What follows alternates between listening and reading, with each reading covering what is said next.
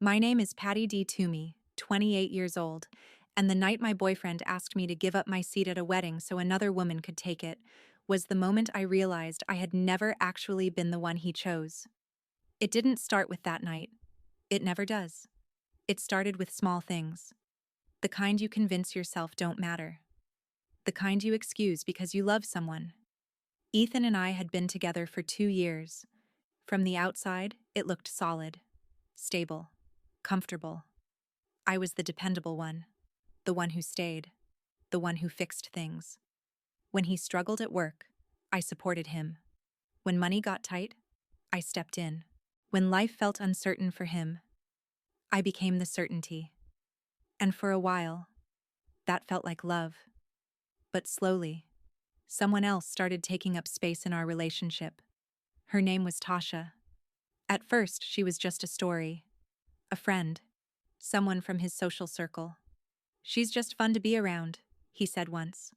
I didn't question it, because I trusted him, because I believed in us. But trust doesn't disappear overnight. It fades, piece by piece. In the way he smiled at his phone, in how often her name came up, in the comparisons that started to slip out. Tasha's so outgoing. She knows how to handle people. You'd like her. That last one, that one always felt strange. Like I was being introduced to my replacement before I even realized I needed one. The wedding was supposed to be different. A fresh start. His cousin's big day. A chance to show up together. As a couple. I spent time getting ready, picking the right dress, practicing dancing because he loved it. I thought, maybe this would feel like us again.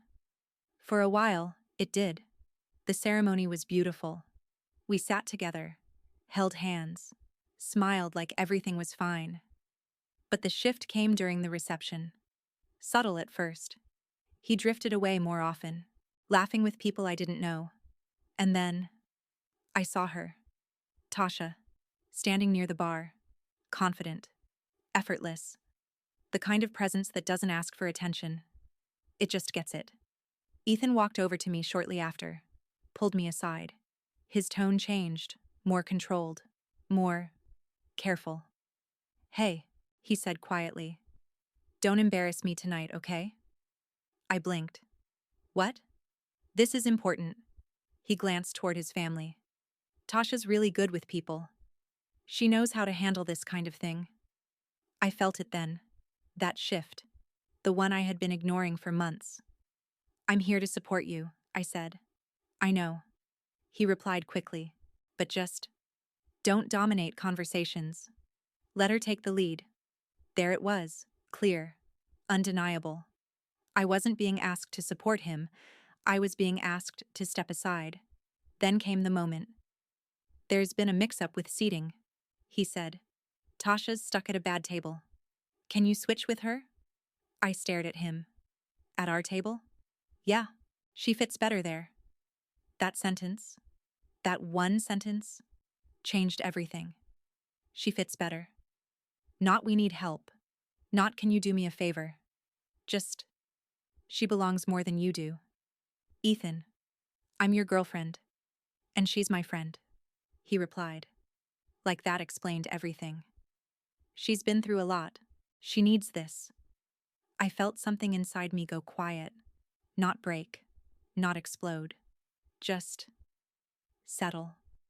Because in that moment, I understood something clearly. This wasn't about a table. This wasn't about a wedding. This was about where I stood. And for the first time, it wasn't where I thought. "If that's how you feel," I said calmly, "then enjoy the night."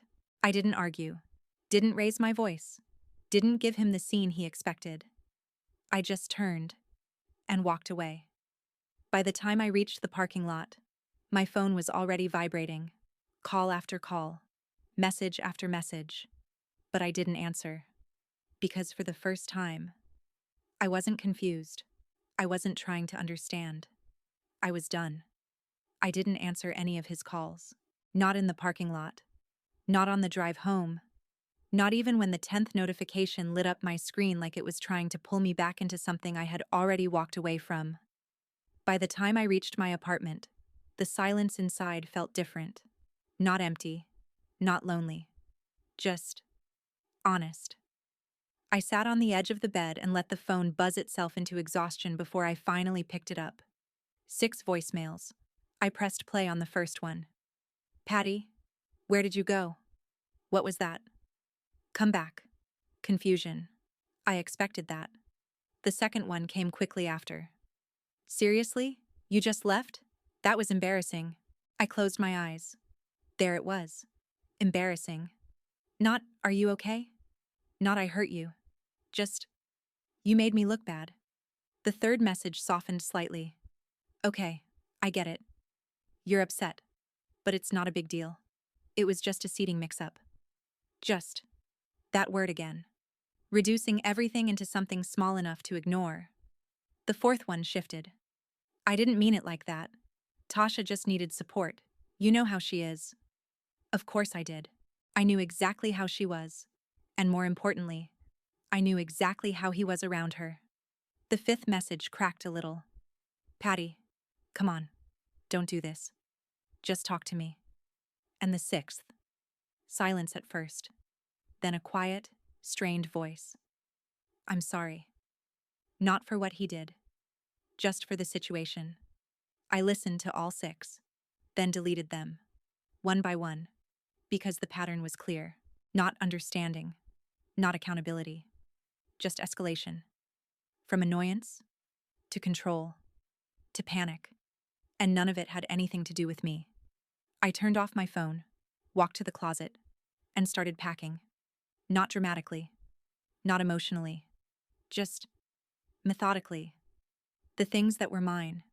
The things I brought into that apartment before him. The things that would still belong to me after. Clothes, documents, my laptop. A few personal items that actually mattered. I didn't rush. Because I wasn't running. I was leaving. There's a difference. On the kitchen counter, I left my key. Next to it, a folded piece of paper. I didn't write a paragraph. Didn't explain. Didn't justify. Just one sentence. You chose her. So I chose myself. I stared at it for a moment, then walked out. No hesitation, no looking back. Because I knew if I did, I might remember the version of him I loved. And I didn't need that anymore. I needed the truth. And the truth was, he had already made his choice. I was just finally accepting it. Ben didn't ask questions when I showed up. He opened the door, looked at my bag, looked at me, and stepped aside. Come in. That was enough. I sat down on his couch, exhaled slowly, and for the first time all day, I let myself feel it. Not anger, not heartbreak, relief. Because the hardest part wasn't leaving. It was staying long enough to realize I had to. Later that night, I turned my phone back on. Not to call him, to see what came next. The messages were already there. Texts this time. Where are you? Why is your stuff gone? What is this note? I didn't open the thread, didn't reply, just watched the notifications appear. Because for once, I wasn't reacting. I was observing. And what I saw was exactly what I expected. Not understanding, not reflection, just panic.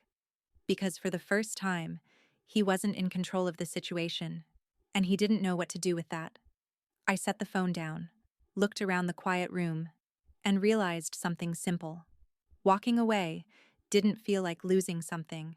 It felt like finally letting go of something that had already been gone, and that difference changed everything.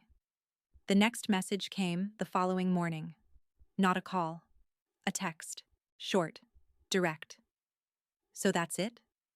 I stared at it for a second, because even now, he still thought this was a conversation, a phase, something temporary, something I would eventually walk back from.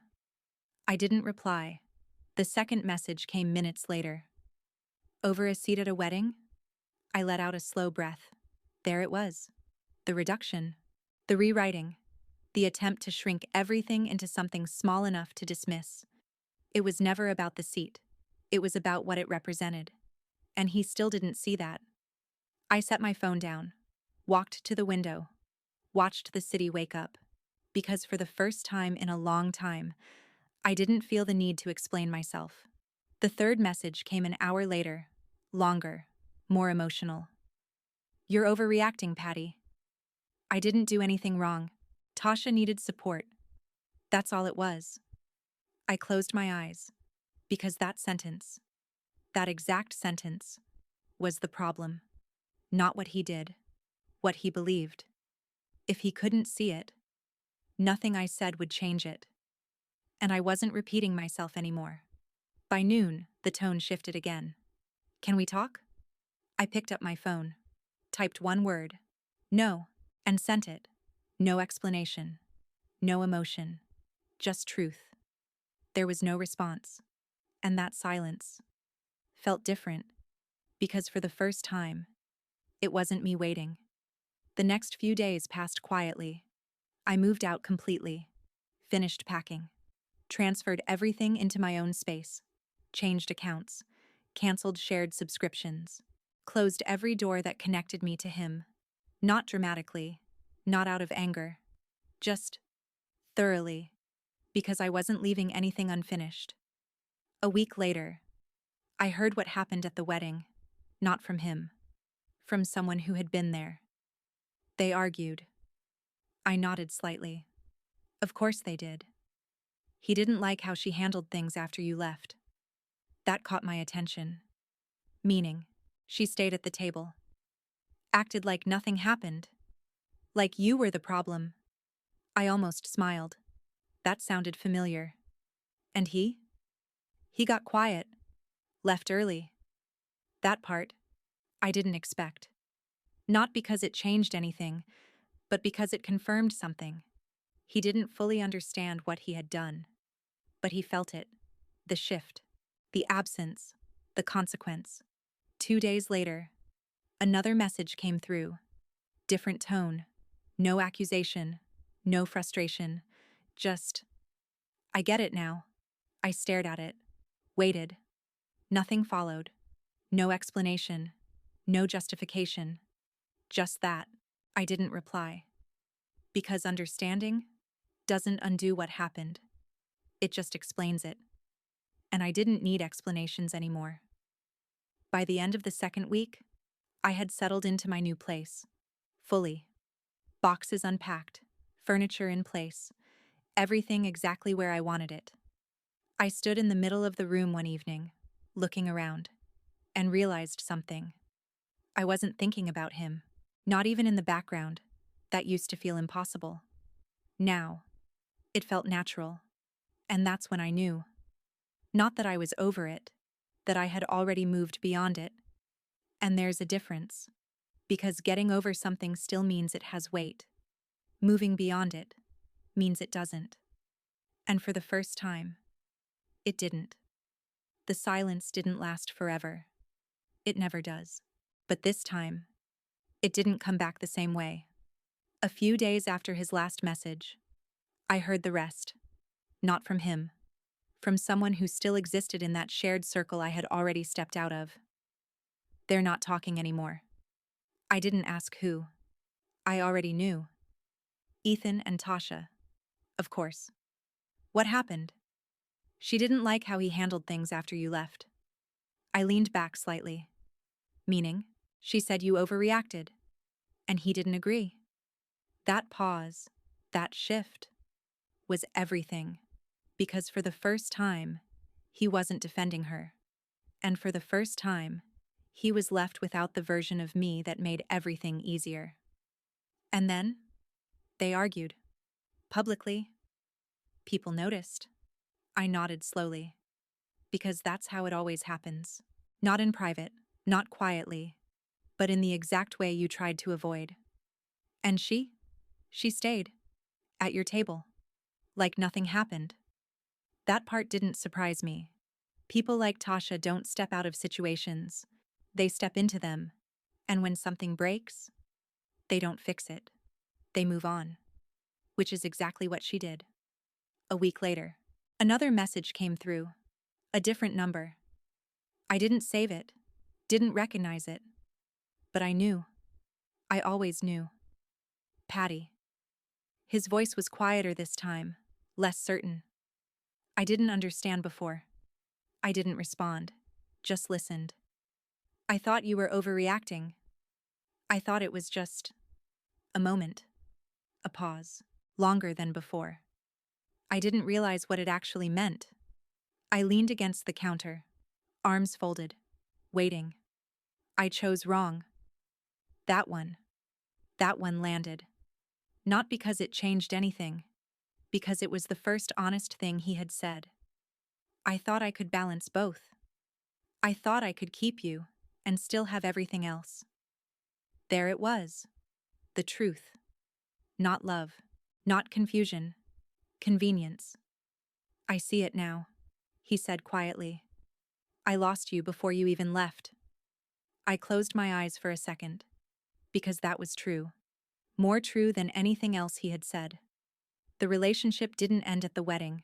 It ended the moment he stopped choosing me.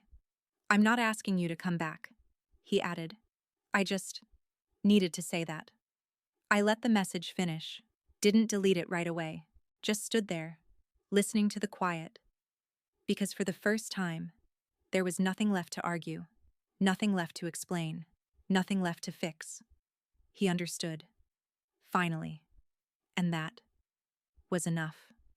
Not for us. For me.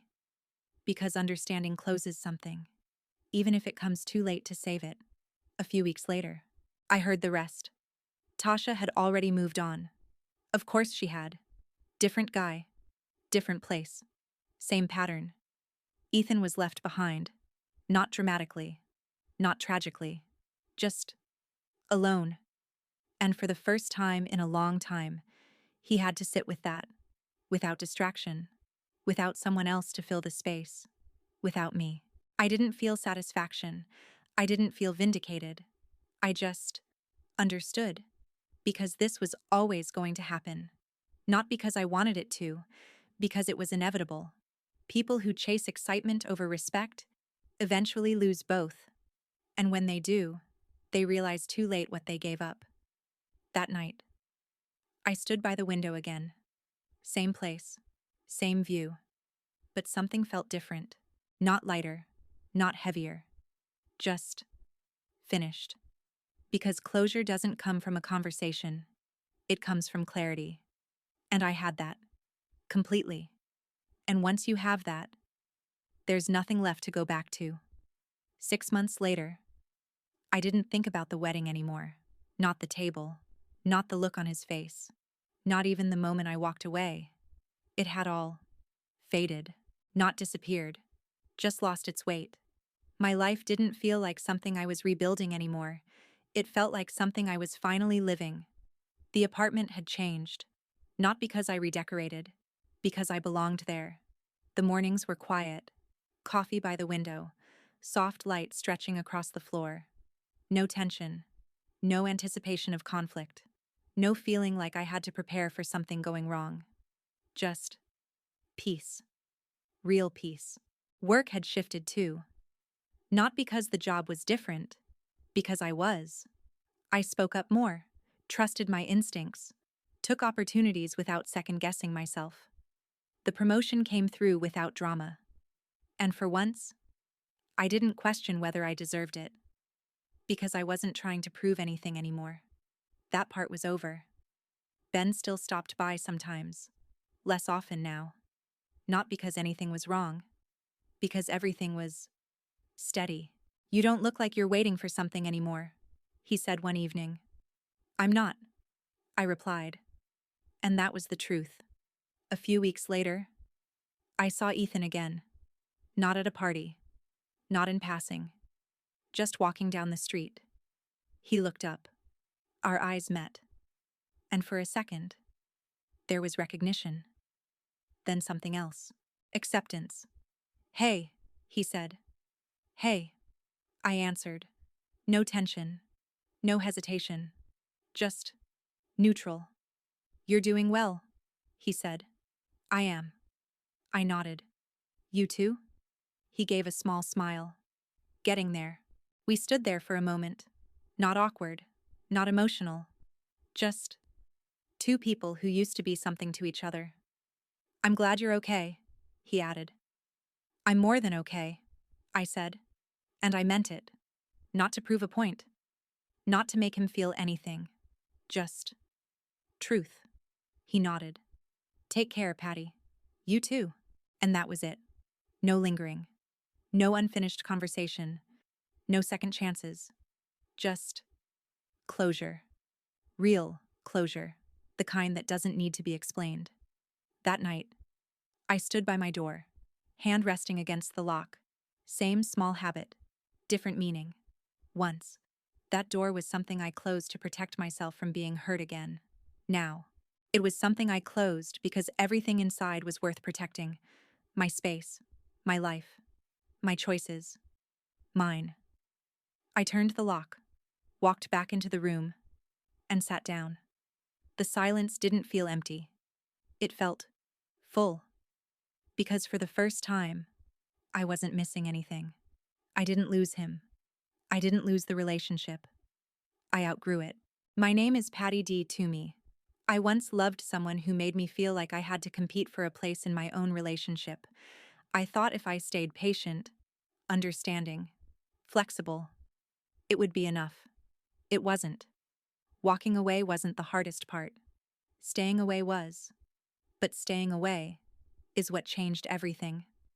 Because the moment I stopped asking someone else to choose me, I chose myself. And that was the moment my life actually began.